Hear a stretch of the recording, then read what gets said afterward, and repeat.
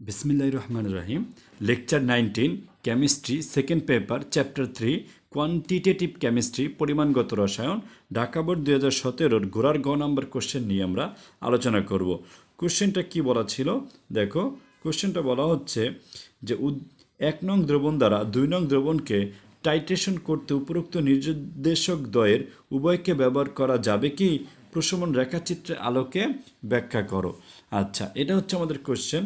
এবার আমরা উদ্দীপকটা আবার যদি দেখি, দেখো উদ্দীপকে কি দেওয়া আছে। উদ্দীপক 1 নং পাত্রে দেওয়া আছে 50 ml ডেসিমোলার অর্থাৎ 0.1 মোলারিটির হাইড্রোক্লোরিক অ্যাসিড দ্রবণ, আর পাত্র 2 আছে 10 ml সেমিমোলার সোডিয়াম কার্বনেট দ্রবণ, সেমিমোলার হচ্ছে 0.5 মোলারিটির। এখানে দেখো দুটো নির্দেশক দেওয়া আছে, বর্ণ পরিবর্তনের পরিসর দেওয়া আছে। মিথাইল অরেঞ্জের দেওয়া আছে কত 3.1 থেকে 4.4, আর অন্যদিকে ফেনফথ্যালিনের বর্ণ পরিবর্তনের পরিসর দেওয়া আছে 8.3 থেকে 10। আচ্ছা, এখন কথা হলো আমাদের এখানে টাইট্রেশন করার ক্ষেত্রে আমাদেরকে অবশ্যই দেখতে হবে যে বর্ণটা চেঞ্জ হয়ে আসলে কি হচ্ছে। এখন এখানে HCl দেওয়া আছে আর সোডিয়াম কার্বনেট, অর্থাৎ একদিকে অ্যাসিড দেওয়া আছে আরেকদিকে ক্ষার দেওয়া আছে। তো আমরা যদি একটু কোশ্চেনের উত্তরটা লিখতে যাই, দেখো কিভাবে লিখব। আমরা প্রথমে লিখব যে উদ্দীপকের টাইট্রেশনে ব্যবহৃত অম্ল হলো HCl এবং ক্ষারক হলো সোডিয়াম কার্বনেট। আচ্ছা, এদের মধ্যে HCl হলো তীব্র অ্যাসিড আর সোডিয়াম কার্বনেট হলো তুলনামূলকভাবে দুর্বল ক্ষার। আচ্ছা, সুতরাং এটা হচ্ছে আমাদের বোঝার ব্যাপার। যদি একটা তীব্র হয়, অর্থাৎ যেহেতু অ্যাসিডটা তীব্র এবং এখানে যে ক্ষারক নেওয়া হচ্ছে সেটা হচ্ছে দুর্বল ক্ষারক, তো যখন অ্যাসিড এবং তীব্র অ্যাসিডের সাথে দুর্বল ক্ষারক আমরা বিক্রিয়া ঘটাবো টাইট্রেশন করলে, সাধারণত পাত্রে থেকে যাবে, অর্থাৎ পাত্রে তৈরিকৃত যে লবণটা তৈরি হবে সেই লবণটা কিন্তু হবে অ্যাসিডিটিক প্রকৃতির। কেন? কারণ যেহেতু অ্যাসিডটা তীব্র। তো যদি অ্যাসিডটা তীব্র হয় তার মানে হলো পিএইচের মান 7 থেকে কমতে থাকবে। পিএইচের মান যদি 7 থেকে কমতে থাকে তাহলে আমাদের এখানে দেখো 7 থেকে কমার জন্য আমাদের মিথাইল অরেঞ্জ হচ্ছে 3.1 থেকে 4.4, আর ফেনফথ্যালিন হচ্ছে 8.3 থেকে 10। তার মানে ফেনফথ্যালিনের যে বর্ণ পরিবর্তনের পরিসর সেটার ক্ষেত্রে এখানে পিএইচের মান 7 থেকে বেশি দেখাচ্ছে। আর যেহেতু এখানে আমাদের হাইড্রোক্লোরিক অ্যাসিড হচ্ছে তীব্র, সুতরাং আমাদের তৈরিকৃত যে লবণটা সোডিয়াম কার্বনেটের সাথে বিক্রিয়া করা হবে সেটা তুলনামূলকভাবে অ্যাসিডিটিক হবে। আর অ্যাসিডিটিক হলে অ্যাসিডিটিকের পিএইচ মান হলো 7 থেকে কম। আর 7 থেকে কম হলে বোঝাই যাচ্ছে যে আমরা এখানে নির্দেশক হিসেবে মিথাইল অরেঞ্জ ব্যবহার করতে পারবো। তো আমরা আরেকটু সামনে যাই, আরেকটু সামনে যাই দেখি কীভাবে লিখব। আমরা জানি অম্ল ক্ষারক টাইট্রেশনের জন্য উপযুক্ত নির্দেশক নির্বাচন করতে হয়। নির্দেশক নিজের বর্ণ পরিবর্তনের মাধ্যমে বিক্রিয়ার সমাপ্ত বিন্দু নির্দেশ করে। অর্থাৎ সমাপ্ত বিন্দু নির্দেশ করে মানে কি, আমরা এর আগের লেকচারগুলোতেও দেখিয়েছি আমরা নির্দেশকটা কি আসলে। এখানে অ্যাকচুয়ালি যেহেতু ক্ষার থাকবে পাত্রে, ওই ক্ষারের ভেতরে আমাদের কোশ্চেনটা কি বলা হয়েছিল আমরা একটু যদি আবার কোশ্চেনটা দেখি, বলা হচ্ছে 1 নং দ্রবণ দ্বারা 2 নং দ্রবণকে টাইট্রেশন করতে। তার মানে কি 2 নং দ্রবণে কি ছিল, 2 নং দ্রবণে আছে হলো তোমার সোডিয়াম কার্বনেট। তো আমরা সোডিয়াম কার্বনেটের ভিতরে আস্তে আস্তে কি করব, ফোটায় ফোটায় এই দিক দিয়ে আমরা HCl প্রবেশ করাবো। যখন HCl প্রবেশ করাবো এটার ভেতরে আগে থেকে থাকা যে সোডিয়াম কার্বনেট আছে সেটা কি করবে, রিয়াকশন করবে। রিয়াকশন করতে করতে এটার ভেতরে যতটুকু সোডিয়াম কার্বনেট থাকবে বা আমি নেব ওটার সম্পূর্ণটা যদি শেষ হয়ে যায় রিয়াকশন করে, অটোমেটিকলি বর্ণ পরিবর্তন করে দেখাবে যে বিক্রিয়ার যে ক্ষারকটা আছে এটার ভেতরে সম্পূর্ণ শেষ হয়ে গেছে, আর নাই, সুতরাং রিয়াকশন আর করতে পারবে না। তো বর্ণ পরিবর্তন করে ওই বিন্দুটাই দেখাবে যে সমাপ্ত হয়ে গেছে। যেহেতু অম্ল হচ্ছে HCl এবং ক্ষারক সোডিয়াম কার্বনেটের মধ্যে অম্ল তীব্র, তাই তাদের প্রশমন বিন্দুতে দ্রবণের পিএইচ 7 অপেক্ষা কম হবে।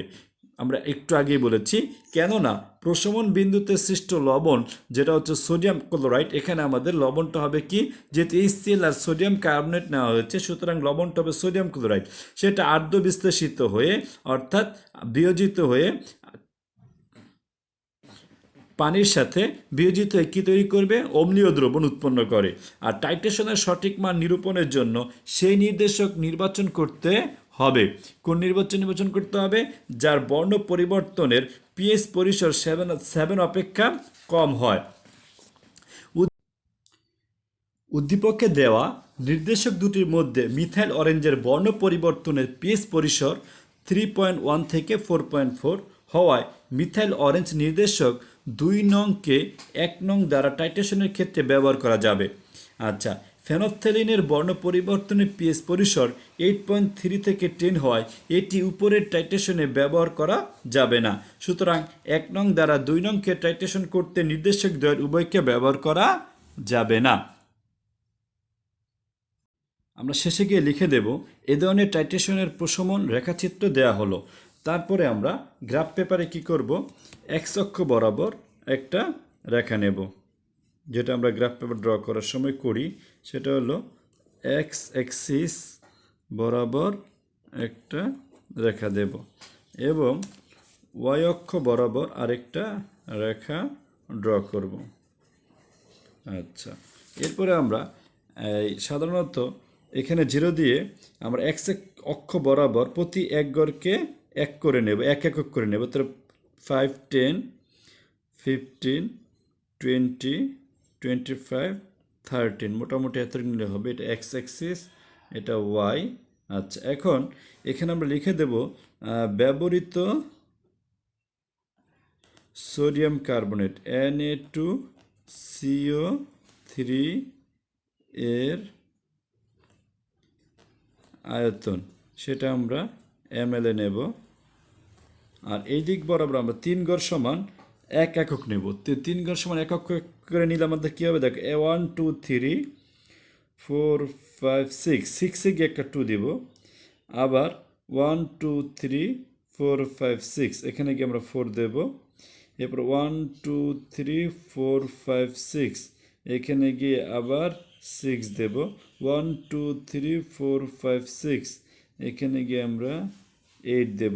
1, 2, 3, 4, 5 1, 2, 3, 4, 5, 6 তো এখানে আমরা দেব হলো 10।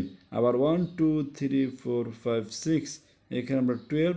1, 2, 3, 4, 5, 6 এখানে আমরা দেব 14। এই দিক বরাবর আমরা দেব হলো পিএইচ।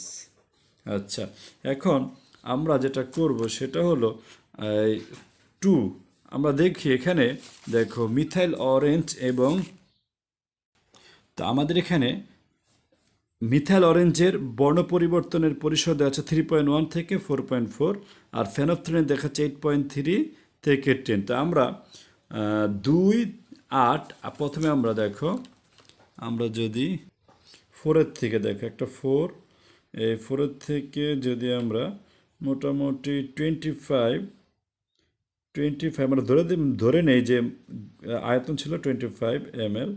তো আমরা এই 4-এর থেকে একটা দাগ 25 পর্যন্ত নিলাম। এরপরে আবার 8-এ গিয়ে আরেকটা দাগ দেই, 8-এর এখানে আরেকটা দাগ। তো এটা আমরা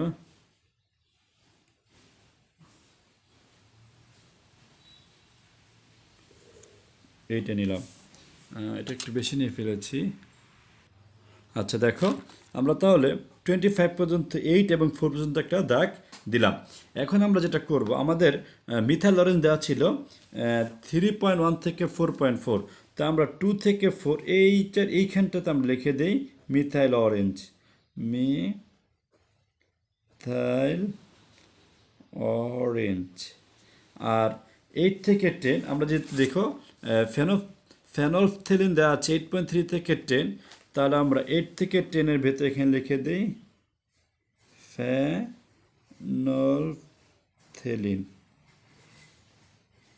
আচ্ছা, এখন আমরা যেটা করব, আমাদের বর্ণ পরিবর্তনের জন্য আমরা 2তে আরেকটা দাগ দিয়ে দিই, আমাদের জন্য ইজি হবে হিসাব করতে। আমরা 2তে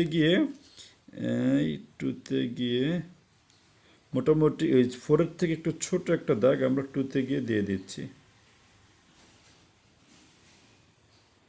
এই অন্যদিকে আমরা এই 10-এর দিকে আরেকটা দাগ দেবে একটু বড় মাপের, টেনে গিয়ে একটু বড় আকার একটা দাগ দেব। আচ্ছা, এই মোটামুটি দাগগুলো আমরা দেব। দেওয়ার পর আমরা যেটা করব, দেখো আমরা 2 থেকে 0 দেখতেছো, এই 2 থেকে 0 এখান থেকে আমরা একটা দাগ এইভাবে একবার লাগায় নিতে পারি ইচ্ছা, এভাবে আস্তে আস্তে আস্তে আস্তে উপরে উঠতে থাকবে, উঠাতে উঠাতে উঠাতে উঠাতে এখানে নিয়ে আসবা। এখানে নিয়ে এসে এই জায়গায় দিয়ে এখানে দিবা, এখানে দিয়ে ডিরেক্টলি 4 থেকে 8-এ গিয়ে খাড়া হবে, অর্থাৎ এই জায়গায় হঠাৎ করে একটা চেঞ্জ আসবে বর্ণ পরিবর্তন করে। এখানে আসার পরে এখান থেকে আবার গিয়ে এই জায়গায় গিয়ে আবার আস্তে আস্তে আস্তে আস্তে কমতে কমতে কমতে কমতে টেনের কাছাকাছি চলে আসবে। আচ্ছা, মোটামুটি যদি আমরা এইভাবে ড্র করে দিই, আশা করা যায় আমরা ফুল মার্ক পাবো। Thank you.